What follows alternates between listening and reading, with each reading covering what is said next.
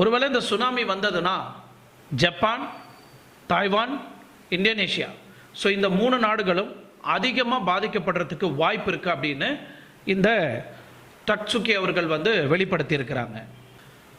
நம்ம கேட்கும் போது இது ஒரு அமானுஷ்யமான ஒரு விஷயமா இருக்கலாம், இல்லை பொய்யான ஒரு விஷயமா இருக்கலாம் அப்படின்னு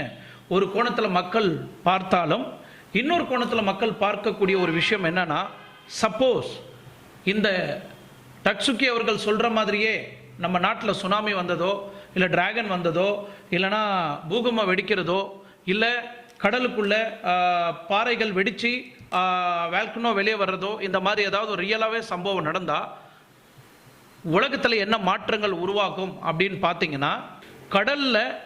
இந்த மாற்றங்கள் உருவானதுன்னா நம்ம உலக வரைபடத்தில் நிறைய மாற்றங்கள் ஆகிறதுக்கு வாய்ப்பு இருக்குது அப்படின்னு டக்சுகி அவர்கள் சொல்கிறாங்க. அந்த அளவுக்கு